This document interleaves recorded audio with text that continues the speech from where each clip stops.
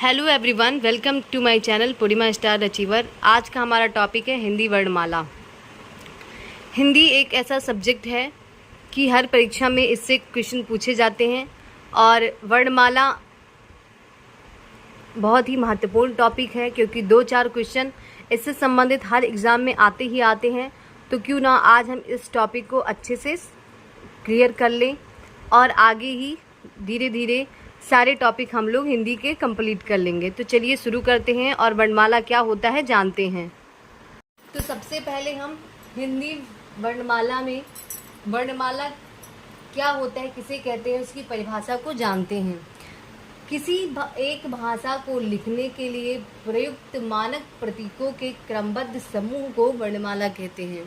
किसी एक भाषा को लिखने के लिए प्रयुक्त मानक प्रतीकों के क्रमबद्ध समूह को वर्णमाला कहते हैं। दूसरे शब्दों में हम कह सकते हैं कि वर्णों के समुदाय को वर्णमाला कहते हैं। वर्णमाला कहते हैं।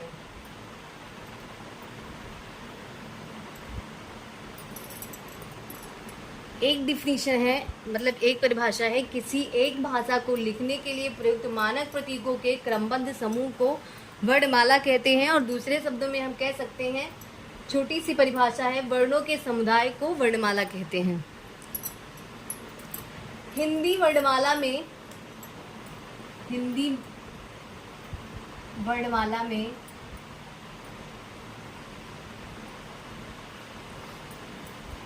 वर्णों की संख्या कितनी है? वो है 52 है। हिंदी वर्णमाला में वर्णों की संख्या कितनी है? 52। वर्णमाला किसे कहते हैं? किसी एक भाषा को लिखने के लिए प्रयुक्त मानक प्रतीकों के क्रमबद्ध समूह को वर्णमाला कहते हैं। दूसरे शब्दों में कह सकते हैं, वर्णों के समुदाय को ही वर्णमाला कहते हैं। हिंदी वर्णमाला में वर्णों की संख्या 52 है। चलिए आगे बढ़ते हैं और वर्णमाला के कितने भेद होते हैं ये जानते हैं, मतलब कितने भागों में इसको बांटा गया है। तो वर्णमाला को 2 भागों में बांटा गया है। पहला है स्वर और दूसरा है व्यंजन। स्वर और व्यंजन। वर्णमाला के कितने भेद हैं? 2, स्वर और व्यंजन। तो सबसे पहले हम स्वर क्या होता है ये जानते हैं। तो पहला क्या है? पहला है स्वर।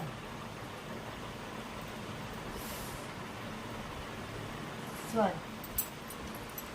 जिन वर्णों का उच्चारण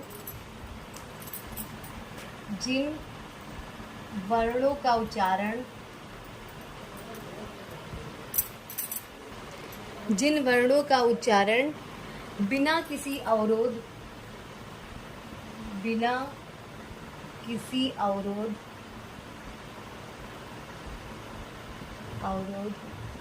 तथा बिना किसी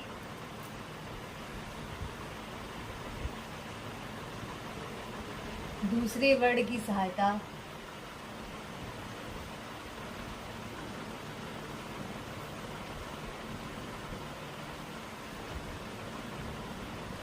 से होता है,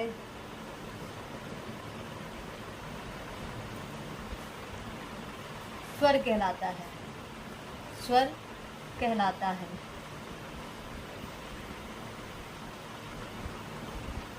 जिन वर्णों का उच्चारण बिना किसी अवरोध तथा बिना किसी दूसरे वर्ण की सहायता से होता है तो वो स्वर कहलाता है। मतलब वह वर्ण जिसका उच्चारण करते समय हमें किसी दूसरे वर्ण की सहायता ना लेनी पड़े और ना उसमें कोई अवरोध उत्पन्न हो, वो स्वर कहलाता है। स्वरों की संख्या कितनी है? स्वर कितने हैं? स्वर हैं 11। चलिए जान लेते हैं कौन कौन से वो 11 हैं। छोटा, बड़ा, छोटी, बड़ी, छोटा ऊ, बड़ा ऊ, ए, आए, ओ, सॉरी री भी है, री, ए, आए, ओ, आओ। छोटा, बड़ा, छोटी, बड़ी, छोटा ऊ, बड़ा ऊ, री, ए, आए, ओ, आओ। ये कितने हैं? ये स्वर हैं। मतलब हिंदी वर्णमाला में स्वरों की संख्या कितनी है? 11 हैं। छोटा, बड़ा, छोटी, बड़ी, छोटा ऊ, बड़ा ऊ, री, ए, आए, ओ, आओ। हम लोगों ने वर्णमाला क्या होता है, वर्णमाला कितने हैं, वर्णमाला के भेद जान लिया। और भेद में सबसे पहले हमने स्वर को पढ़ा, स्वर की परिभाषा समझा और स्वर की संख्या कितनी होती है ये जाना हमने। अब आगे बढ़ते हैं, स्वरों के भेद के बारे में जानते हैं। स्वर के 3 भेद होते हैं। पहला है हर्ष स्वर,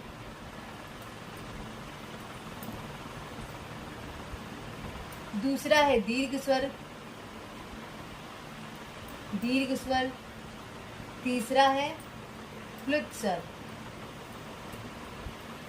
स्वर। चलिए एक एक करके जान लेते हैं। पहला जानते हैं हर्ष स्वर।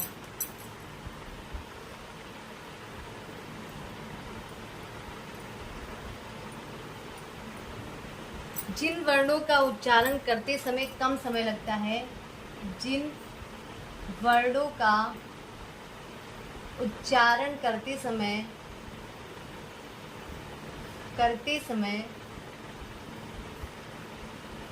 कम वक्त लगता है, कम समय लगता है,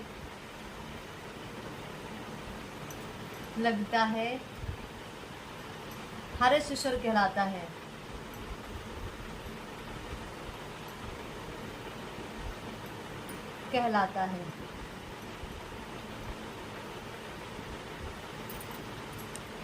जिन वर्णों का उच्चारण करते समय कम समय लगता है, हर्ष स्वर कहलाता है। जैसे छोटा, छोटी और छोटा ओ, ये क्या है? हर्ष स्वर हैं। दूसरा आता है दीर्घ स्वर। क्या है? दीर्घ स्वर।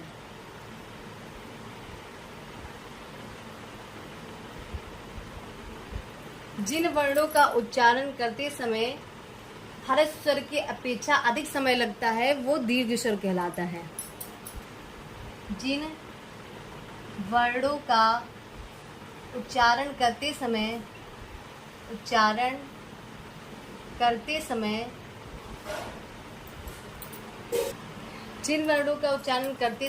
हर्ष स्वर की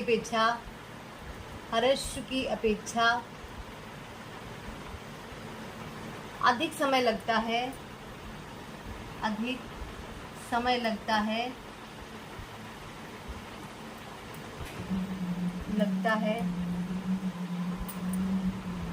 वो दीर्घ स्वर कहलाता है।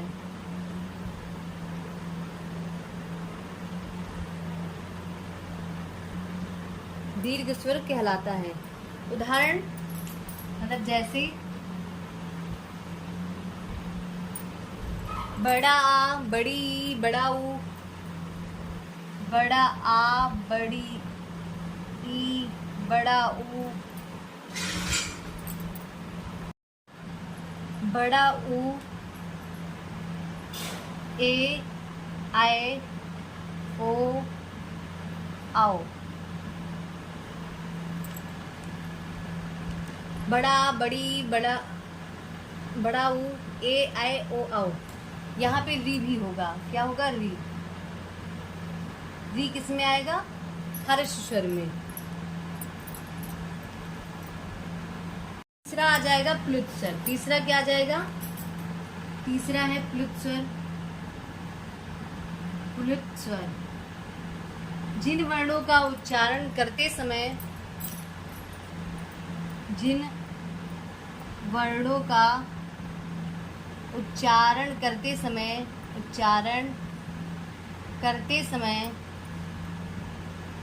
करते समय बहुत अधिक समय लगता है, बहुत अधिक समय लगता है, बहुत अधिक समय लगता है, समय लगता है,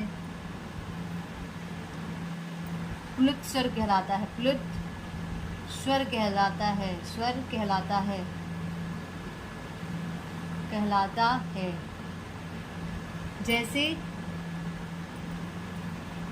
ओम।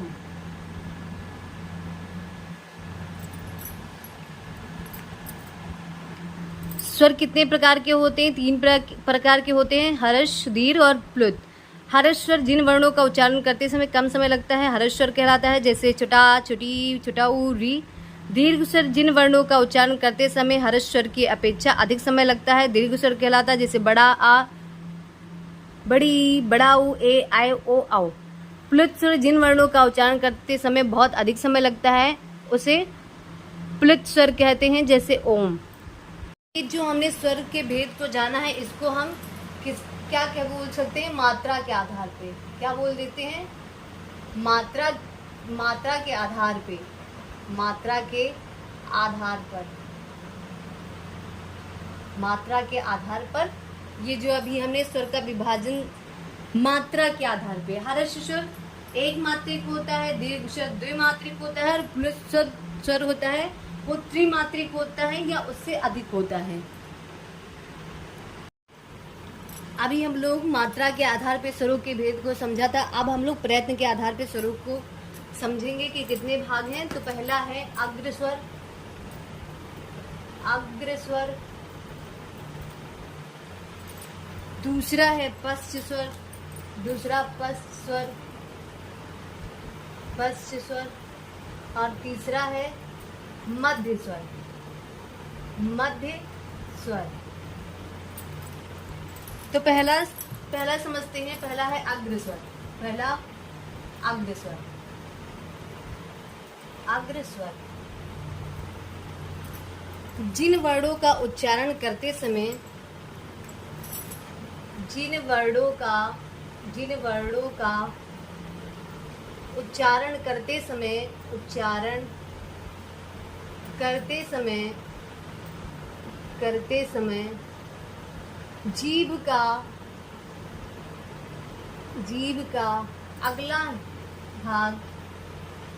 अगला भाग ऊपर नीचे होता है, नीचे होता है, वो क्या कहलाता है? अग्रस्वर कहलाता है। जैसे छोटी, बड़ी, ए और ऐ, ये क्या है? अग्रस्वर है।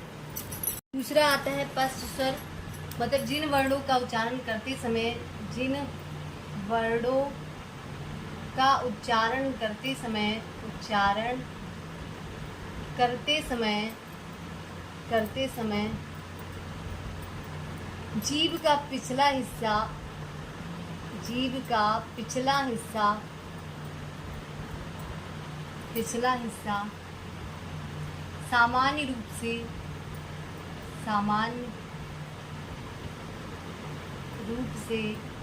उठता है, वो क्या कहलाता है? पश्च स्वर। जैसे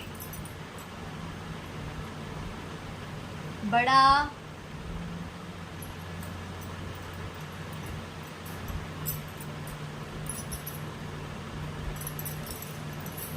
छोटा ऊ, बड़ा ऊ, ओ और औ तथा आगत स्वर जो होता है, आगत स्वर। तीसरा है मध्य स्वर। क्या है? तीसरा है मध्य स्वर, मध्य स्वर, जिसका उच्चारण करते समय जीभ का मध्य भाग उठता है, जिसका उच्चारण करते समय, जिसका उच्चारण करते समय जीभ का मध्य भाग उठता है, मध्य भाग उठता है, उसे क्या कहते हैं? मध्य स्वर। जैसे मध्य स्वर किसे कहते हैं? छोटा आ। किसे कहते हैं? छोटा आ। और छोटा आ को हिंदी वर्णमाला में केंद्रीय स्वर भी कहते हैं। इसे क्या कहते हैं? केंद्रीय स्वर। हिंदी वर्णमाला में छोटा आ को केंद्रीय स्वर भी कहते हैं। क्यों कहते हैं? क्योंकि इसका उच्चारण जीभ के मध्य भाग से होता है। के आधार पे स्वर 3 प्रकार के होते हैं: अग्रस्वर, पश्चस्वर, मध्य स्वर। अग्रस्वर जिन वर्णों का उच्चारण करते समय जीभ का अगला भाग ऊपर नीचे होता है उसे अग्रस्वर कहते हैं, जैसे छोटा, छोटी, बड़ी, ए और ए। पश्चस्वर जिन वर्णों का उच्चारण करते समय जीभ का पिछला हिस्सा सामान्य रूप से उठता है उसे हम पश्चस्वर कहते हैं, जैसे बड़ा आ, छोटा ऊ, बड़ा ऊ, ओ, आओ तथा आगत स्वर। मध्य स्वर जिसका उच्चारण करते समय जीभ का मध्य भाग उठता है उसे हम मध्य स्वर कहते हैं, जैसे छोटा आ और छोटा आ को हिंदी वर्णमाला में केंद्रीय स्वर भी कहते हैं। अगला जानेंगे स्वरों के भेद में मुखाकृति के आधार पे। मुखाकृति के आधार पे स्वरों के भेद तो ये 4 प्रकार के होते हैं। पहला होता है समृद्ध, दूसरा होता है अर्ध समृद्ध, तीसरा होता है विवृत और अर्ध विवृत।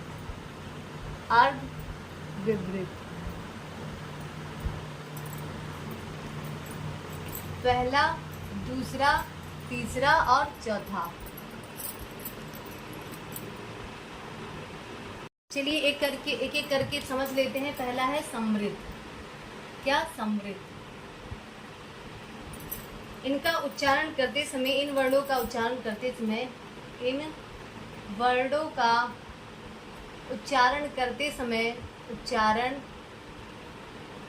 समय मुख बहुत कम खुलता है,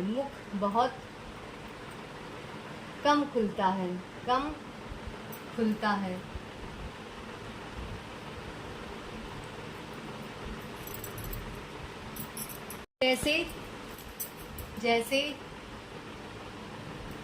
छोटी, बड़ी, छोटा ऊ और बड़ा ऊ। फिर आता है दूसरा अर्ध समृद्ध। दूसरा क्या होता है? अर्ध समृद्ध। इन वर्णों का उच्चारण करते समय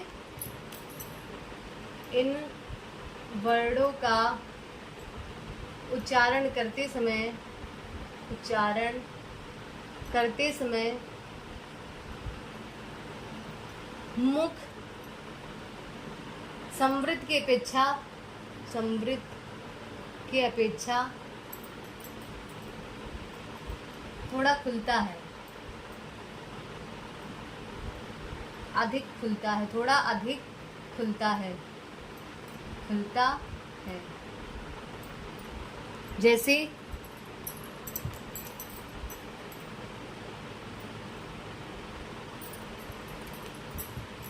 ए और ओ।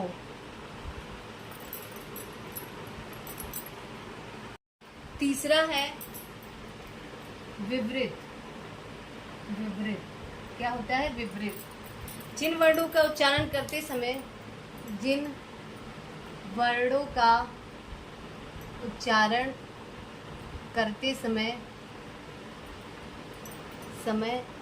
मुख पूरा खुलता है,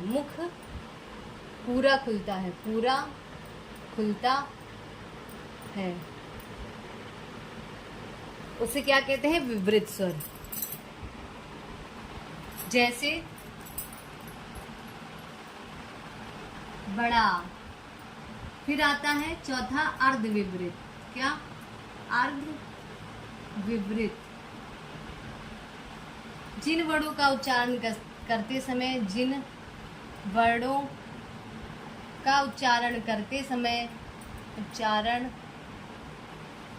समय मुख आधा खुलता है, आधा खुलता है, आधा खुलता है, मुख आधा खुलता है। जैसे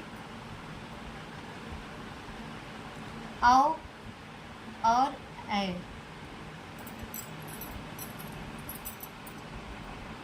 मुखाकृत के आधार पे स्वर 4 प्रकार के होते हैं, संवृत, अर्ध संवृत, विवृत, अर्धविवृत। संवृत, इन वर्णों का उच्चारण करते समय मुख बहुत कम खुलता है, जैसे छोटी, बड़ी, छोटाऊ, बड़ाऊ। अर्ध संवृत, इन वर्णों का उच्चारण करते समय मुख संवृत की अपेक्षा थोड़ा अधिक खुलता है, जैसे ए और ओ। फिर अगला है विवृत, जिन वर्णों का उच्चारण करते समय मुख पूरा खुलता है, जैसे छोटा। अर्धविवृत है, जिन वर्णों का उच्चारण करते समय मुख आधा खुलता हो, जैसे आओ और ए। अगला है ओष्ठाकृत के आधार पर स्वरों के भेद। तो ओष्ठाकृत के आधार पर स्वर के 3 भेद होते हैं। पहला वृत्ताकार, वृत्ताकार स्वर। दूसरा है आवृत्ताकार, आवृत्ताकार स्वर। और तीसरा है उदासीन।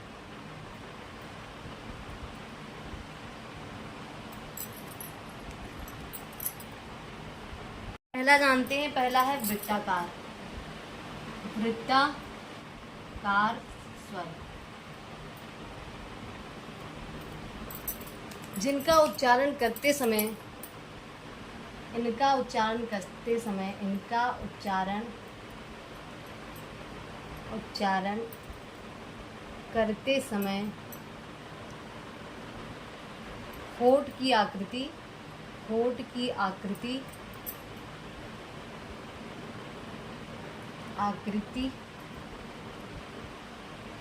वृत्त के जैसे हो जाती है, वृत्त के समान होती है, समान हो जाती है, हो जाती है।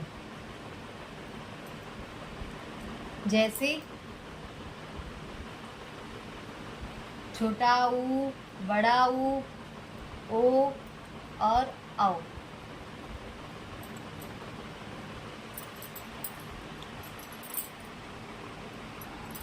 दूसरा है आवृत्ताकार, आवृत्ताकार।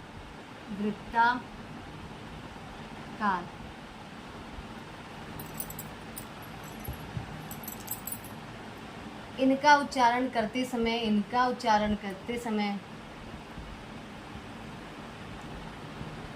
समय होठ की आकृति, होठ की आकृति आवृत्ताकार होती है,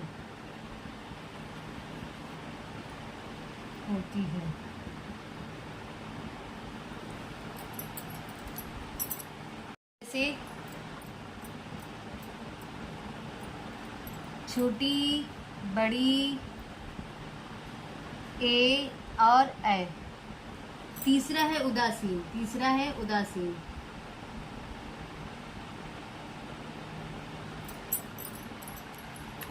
इस स्थिति में होठ, इस स्थिति में होठ उदासीन होते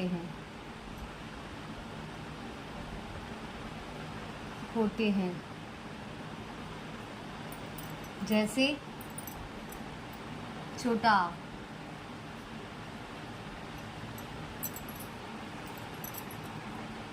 छोटा आ को उदासीन स्वर भी कहते हैं। इसको क्या कहते हैं? उदासीन स्वर, उदासीन स्वर भी कहते हैं।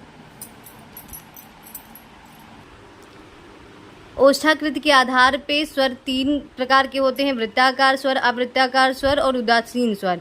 वृत्ताकार स्वर, इनका उच्चारण करते समय होठ की आकृति वृत्त के समान हो जाती है, जैसे छोटाऊ, बड़ाऊ, ओ और औ। आवृत्ताकार, इनका उच्चारण करते समय होठ की आकृति आवृत्ताकार होती है, जैसे छोटी, बड़ी, ए और ऐ। उदासीन स्वर, इस स्थिति में होठ उदासीन होते हैं, जैसे छोटा आ को उदासीन स्वर भी कहते हैं। हम लोगों ने स्वर के सभी भेदों को समझ लिया है। अब आगे बढ़ते हैं और व्यंजन किसे कहते हैं इसे समझते हैं। वे वर्ण जिनका उच्चारण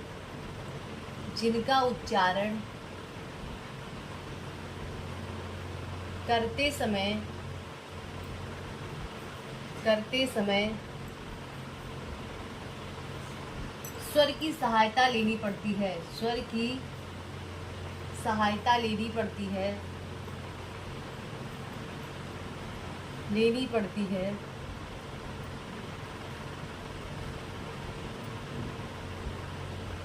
उसे क्या कहते हैं? उसे व्यंजन कहते हैं।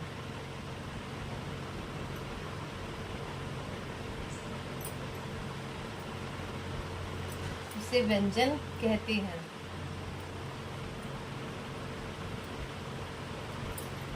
वे वर्ण जिनका उच्चारण करते समय स्वर की सहायता लेनी पड़ती है उसे व्यंजन कहते हैं। मतलब व्यंजन होता है बिना स्वर की सहायता से नहीं बोला जा सकता, मतलब स्वर की सहायता लेनी ही पड़ती है। हिंदी वर्णमाला में व्यंजनों की संख्या कितनी है? व्यंजनों की संख्या बराबर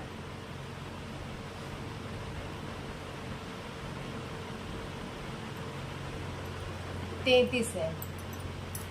स्वर 11 है और व्यंजन कितने हैं? 33। वे वर्ण जिनका उच्चारण करते समय स्वर की सहायता लेनी पड़ती है उसे व्यंजन कहते हैं। हिंदी वर्णमाला में व्यंजनों की संख्या 33 है। आगे बढ़ते हैं और व्यंजनों के वास्तविक भेद को जानते हैं। व्यंजनों के वास्तविक भेद में व्यंजन 4 प्रकार के होते हैं। पहला है स्पर्श व्यंजन,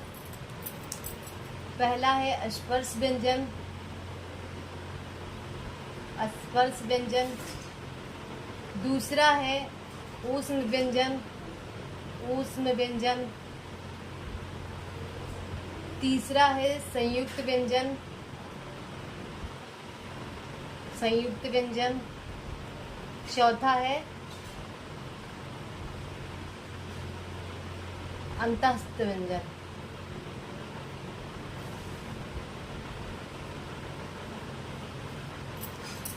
स्पर्श व्यंजन, ऊष्म व्यंजन, संयुक्त व्यंजन और अंतःस्थ व्यंजन। चलिए सबसे पहले जानते हैं स्पर्श व्यंजन। जिन व्यंजनों का मतलब जिन वर्णों का उच्चारण करते समय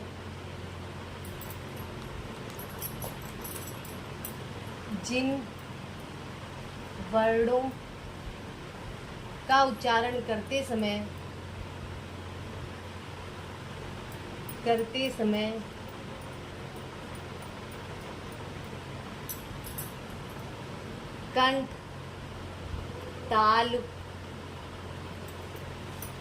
ओष्ठ आदि का प्रयोग किया जाता है उसे स्पर्श व्यंजन कहते हैं। उसे स्पर्श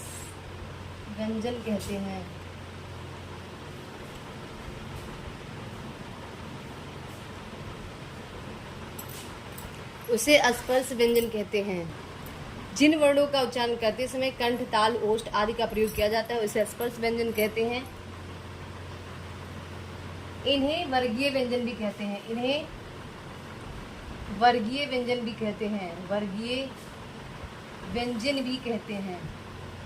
व्यंजन कहते हैं। इनकी संख्या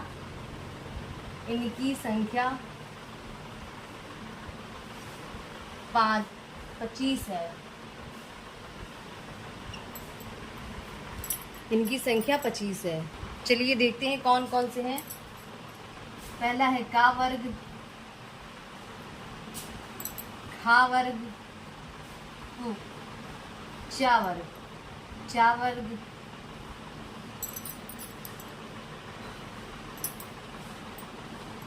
फिर टा वर्ग, फिर ता वर्ग, फिर पा वर्ग।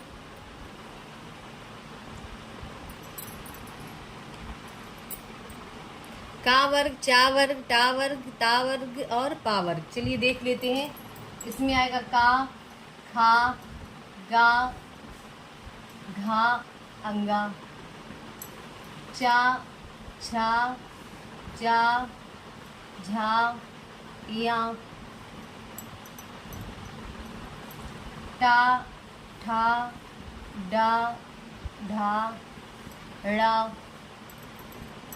ता, था, दा, धा, ना, पा, फा, बा, भा, मा। 1 2 3 4 5 6 7 8 9 10 11 12 13 14 15 16 17 18 19 20 21 22 23 24 25। कितने हो गए टोटल? 25 हो गए। जिन वर्णों का उच्चारण करते समय कंठ, ताल, ओष्ठ आदि का प्रयोग किया जाता है उसे स्पर्श व्यंजन कहते हैं। इन्हें वर्गीय व्यंजन भी कहते हैं और इनकी संख्या 25 है। मतलब का वर्ग से लेके पा वर्ग तक सभी जो वर्ड आते हैं वो क्या कहलाते हैं? स्पर्श व्यंजन। आता है ऊष्म व्यंजन। जिन वर्णों का उच्चारण करते समय जिन वर्णों का उच्चारण करते समय गर्मी या गर्माहट उत्पन्न हो, गर्मी या गर्माहट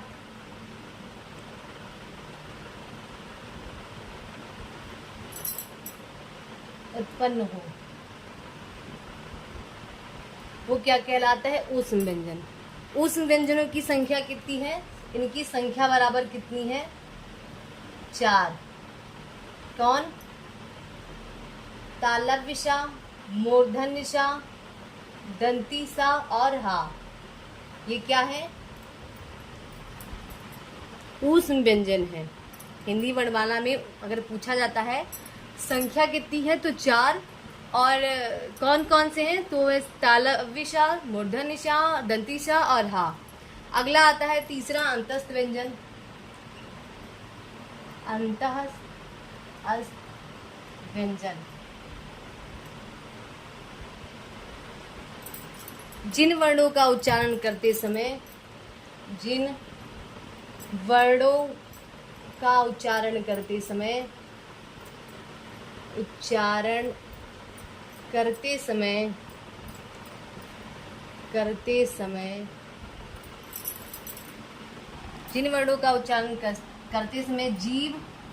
जीभ मुख के किसी भी भाग को स्पर्श नहीं करती, किसी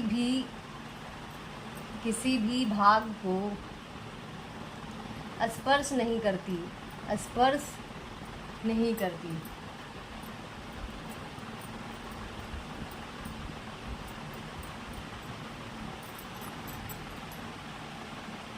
जिन वर्णों का उच्चारण करते समय जीभ मुख के किसी भी भाग को स्पर्श नहीं करती वो क्या है? अंतस्थ व्यंजन। इनकी भी संख्या कितनी है? संख्या इनकी है 4। और कौन कौन से हैं? या, रा, ला, वा।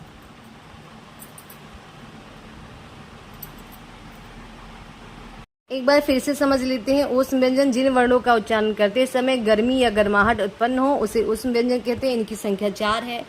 जैसे तालव्य, मूर्धन्य, दंती सा और हा। फिर आता है अंतस्थ व्यंजन जिन वर्णों का उच्चारण करते समय जीभ मुख के किसी भी भाग को स्पर्श नहीं करती है वह अंतस्थ व्यंजन कहलाता है। इनकी भी संख्या 4 है। और जैसे या, रा, ला, वा। चलिए आगे बढ़ते हैं और संयुक्त व्यंजन क्या है उसको जानते हैं। चौथा है संयुक्त व्यंजन। क्या है? संयुक्त व्यंजन।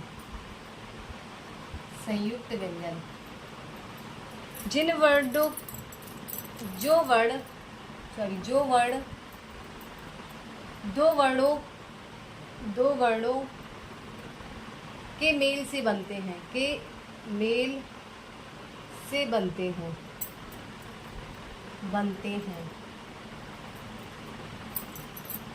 जो वर्ण दो वर्णों के मेल से बनते हैं वो संयुक्त व्यंजन कहलाते हैं। जैसे इनकी भी संख्या इनकी कितनी है? संख्या भी इनकी 4 है। और जैसे छा कैसे बना है? का प्लस सा से। का और शा मिलके क्या बने? छा। फिर त्रा, ता प्लस रा। फिर ज्ञा, तो जा प्लस या। फिर आता है श्रा। ये किससे बना है? तालव्यशा प्लस रा। जो वर्ण दो वर्णों से के मेल से बनते हैं उनको हम संयुक्त व्यंजन कहते हैं। इनकी भी संख्या 4 है। जो है छ, त्रंग, ज्ञा, श्रा। तो छा बना है का प्लस शा, ट्रा बना है ता प्लस रा, ज्ञा जा प्लस या, श्रा तालव्यशा प्लस रा। आगे बढ़ते हैं और जानते हैं प्राण के आधार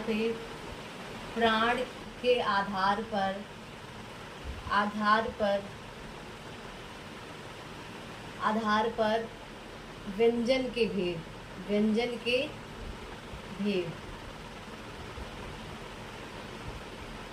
प्राण के आधार पे व्यंजन के भेद। तो ये दो प्रकार के होते हैं। पहला होता है अल्प प्राण और दूसरा होता है महाप्राण।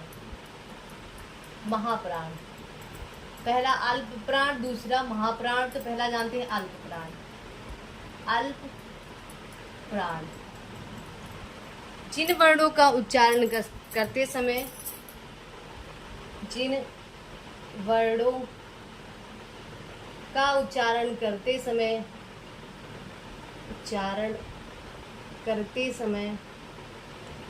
मुख से कम सांस निकलती है।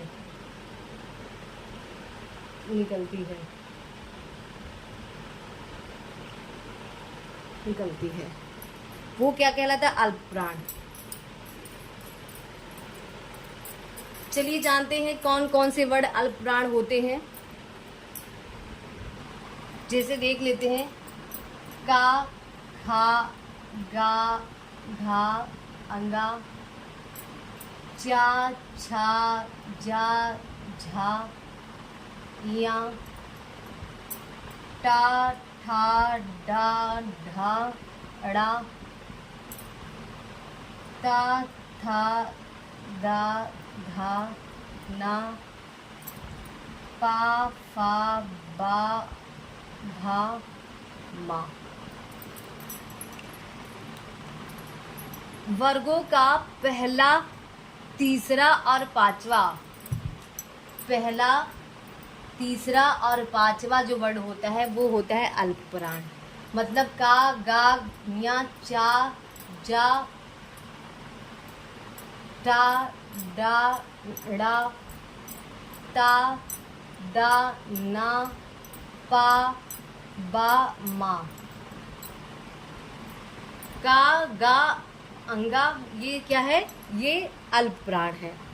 इसके अलावा अंतस्थ व्यंजन भी अल्प प्राण है। क्या? अंतस्थ व्यंजन प्लस अंतस्थ व्यंजन।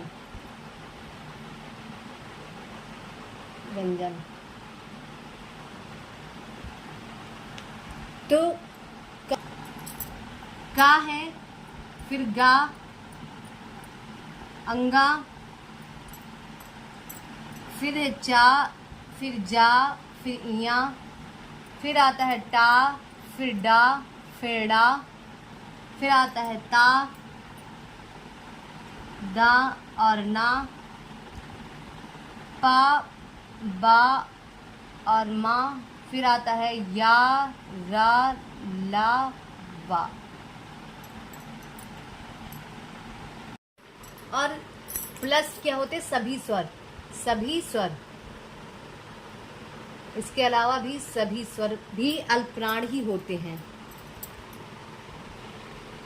हम लोग अब जानेंगे कि अल्प प्राण की संख्या कितनी होती है व्यंजनों में। मतलब स्वर को छोड़ के, स्वर तो 11 हैं ही जो अल्प प्राण होते हैं। व्यंजनों में अल्प प्राण की संख्या कितनी होती है? इनकी संख्या जो होती है वो होती है 19। इनकी संख्या कितनी होती है? 19। प्राण के आधार पे व्यंजन के भेद तो दो प्रकार के होते हैं, अल्प प्राण और महाप्राण। अल्प प्राण जिन वर्णों का उच्चारण करते समय मुख से कम सांस निकलती है उसे हम अल्प प्राण कहते हैं। तो हमने वर्ग लिया है, पांचों वर्ग हमने नोट किया। काका, गागा, अंगा, चाचा, जझइया, टटा, ढड़ा, ता, था, दा, धना, पापा, बा, मा। तो ये होता है वर्गों का पहला, तीसरा और पांचवा वर्ण अल्प प्राण होते हैं। क्या होता है? वर्गों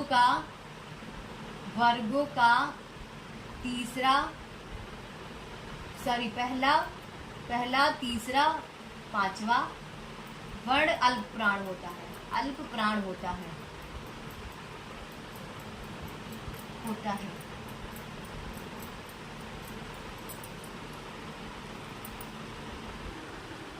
वर्गों का पहला तीसरा पांचवा वर्ण अल्प प्राण होता है, प्लस अंतस्थ व्यंजन भी अल्प प्राण होता है। और अगर व्यंजन को छोड़ दिया जाए प्लस सभी स्वर भी अल्प प्राण होते हैं। लेकिन हम यहाँ पे स्वर की संख्या की बात नहीं करेंगे क्योंकि वो तो अलग से 11 है ही। हम व्यंजन में जानेंगे कि अल्प प्राण की संख्या कितनी होती है, तो वो 19 होती है। अब हम लोग जानेंगे कि महाप्राण किसे कहते हैं। आता है महाप्राण, जिन वर्णों का उच्चारण करते समय मुख से अधिक सांस निकलती है। जैसे नाम से ही सिद्ध हो रहा है महाप्राण, मतलब बहुत ज्यादा, बहुत अधिक, मतलब ऊर्जा बाहर निकलती है, तो उसको क्या कहते हैं? महाप्राण कहते हैं। चलिए जान लेते हैं कि कौन कौन से वर्ण महाप्राण होते हैं। तो वर्ग लिख लेते हैं पहले हम। का, खा, गा, घा, गा, चा, छा, जा, झा, या, टा, ठा, डा, ढा, ढा, डा, ता, था, दा, धा, ना, पा, फा, बा, भा, मा। तो वर्गों का दूसरा और चौथा वर्ण महाप्राण होता है। दूसरा और चौथा, खा, घा, छा, झा, ठा, ढा, था और धा, था और भा, ये क्या है? महाप्राण। वर्गों का दूसरा व चौथा वर्ण महाप्राण होता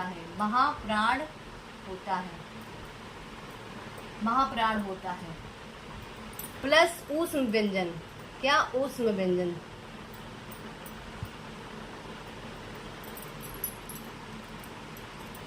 वर्गों का दूसरा व चौथा वर्ण महाप्राण होता है और उसके साथ साथ ऊष्म व्यंजन भी महाप्राण होता है। चलिए जान लेते हैं कौन कौन से वर्ण हैं। खा, घा, छा और झा, ठा और ढा, था और धा, फा और भा। उसके साथ तालव्य सा, मूर्धन्य सा, दंती सा और हा भी क्या होते? महाप्राण। इनकी संख्या कितनी होती है? इनकी संख्या होती है, महाप्राण की संख्या बराबर 14। जिन वर्णों का उच्चारण करते समय मुख से अधिक श्वास निकलती है उसे हम महाप्राण कहते हैं। वर्गों का दूसरा और चौथा वर्ण महाप्राण होता है, साथ में ऊष्म व्यंजन भी महाप्राण होते हैं। तो खा, घा, छा, झा, ठा, ढा, था, धा, फा, भा और ऊष्म व्यंजन तालव्य सा, मूर्धन्य सा, दंती सा और हा, ये सभी क्या है? महाप्राण व्यंजन हैं। इनकी संख्या क्या होती है? 14। मतलब अल्प प्राण की संख्या 19 होती है और महाप्राण की संख्या 14 होती है। घोष के आधार पर व्यंजन के भेद तो वो दो प्रकार के होते हैं। एक होता है अघोष और दूसरा होता है सघोष। अघोष और सघोष। पहला डालते हैं अघोष।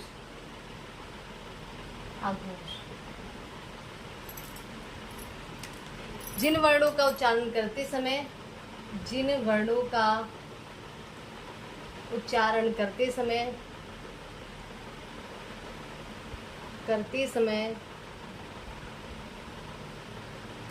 तंत्रियों में कम कंपन हो उसे क्या कहते हैं? अघोष। चलिए जानते हैं कौन कौन से वर्ण अघोष। का, खा, गा, घा, या, का, गा, अंगा, चा, छा, जा, झा, या, टा, ठा, डा, ढा, ड़ा, ता, था, दा, धा, ना, पा, फा, बा, भा, मा।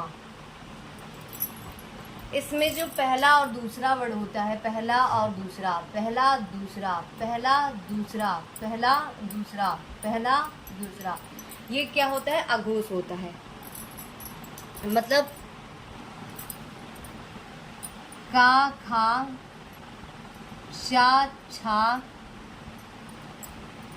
चा, छा, टा, ठा, ता और था, पा और फा,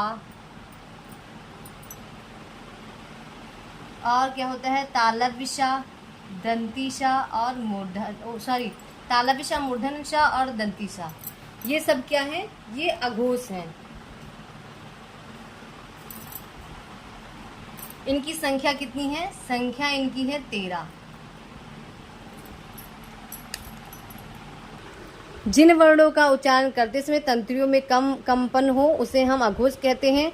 तो हर वर्ग का पहला और दूसरा वर्ण क्या होता है? अघोष होता है। और साथ में ही उस व्यंजन में हा को छोड़ के सारे वर्ण अघोष होते हैं।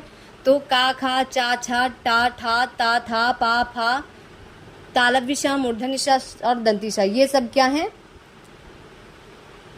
अघोष व्यंजन। वर्गों का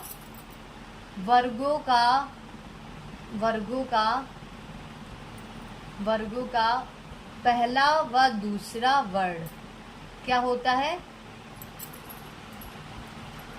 अघोष होता है। दूसरा आता है सघोष। तो जिन वर्णों का उच्चारण करते समय तंत्रियों में ज्यादा कंपन हो वो सघोष कहलाता है। तो वर्गों का तीसरा, चौथा व पांचवा वर्ण जो होता है वो होता है सघोष। तीसरा, चौथा, पांचवा, तीसरा, चौथा, पांचवा, तीसरा, चौथा, पांचवा, तीसरा, चौथा, पांचवा वर्ण, तीसरा, चौथा, पांचवा वर्ण क्या होता है? सघोष होता है।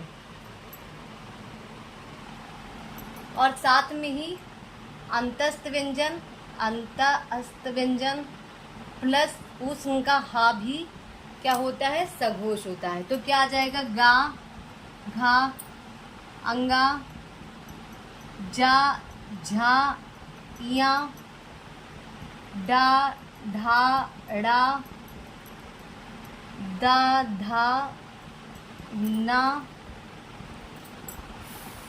बा, भा, मा, या, रा, ला, वा और साथ में हा। क्या? गा, घा, अंगा, चाचा, चाचा, इया, डा, ढा, ड़ा, दा, धा, ना, बा, भा, मा, या, रा, लावा और हा, ये सब क्या है? सघोष व्यंजन है। इनकी संख्या कितनी हो जाएगी? संख्या इनकी हो जाएगी 1, 2, 3, 4, 5, 6, 7, 8, 9, 10, 11, 12, 13, 14, 15, 16, 17, 18, 19, 20। अगर व्यंजनों में सघोष की संख्या पूछ ली जाए तो वो 20। और पूरे वर्णमाला में तो क्या हो जाएगा? 20 प्लस सभी स्वर तो क्या हो जाएगा? 31 वर्ण निकल के आएंगे। जिन वर्णों का उच्चारण करते समय तंत्रियों में ज्यादा कंपन हो उन्हें सघोष वर्ण व्यंजन कहते हैं। अब वर्णों का तीसरा, चौथा व पांचवा वर्ण क्या होता है? सघोष होता है। अंतस्थ व्यंजन भी सघोष होता है और उस व्यंजन का हा भी सघोष होता है। तो इस हिसाब से कुल मिला के इसकी संख्या 20 हो जाती है। तो अगर पूछा जाए कि हिंदी वर्णमाला में व्यंजनों में सघोष की संख्या 20 है और वर्णमाला में संपूर्ण सघोष की संख्या कितनी है? तो 20 प्लस सभी स्वरों की संख्या 11 है। तो 20 प्लस 11 बराबर 31। 31 वर्ण जो हैं वो सघोष हैं। चलिए हम लोग बहुत ही महत्वपूर्ण चीजें जान लेते हैं क्योंकि इससे प्रश्न आते ही आते हैं। तो सबसे पहले जान लेते हैं कि अर्ध स्वर किसे कहते हैं। तो अर्ध स्वर होता है या और वा। ये अर्ध स्वर होता है। लुंठित व्यंजन होता है रा, लुंठित या प्रकंपित। पार्श्विक व्यंजन ला को कहते हैं, नासिक होता है अंगा, या, ड़ा, ना और मा, ये होता है नासिक व्यंजन। आगत व्यंजन है ज और फ।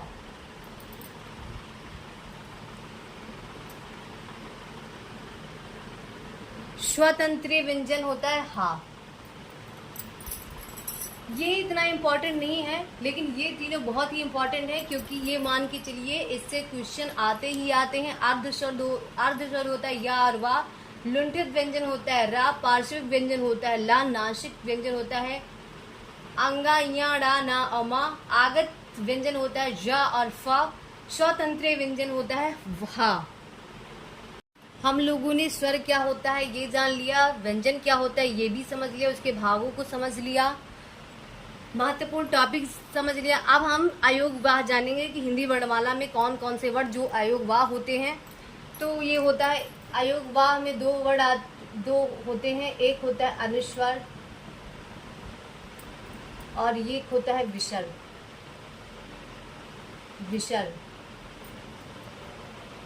तो सबसे पहले हम अनुस्वार जान लेते हैं। अनुस्वार स्वर के बाद लगने वाला हलंत, स्वर के बाद लगने वाला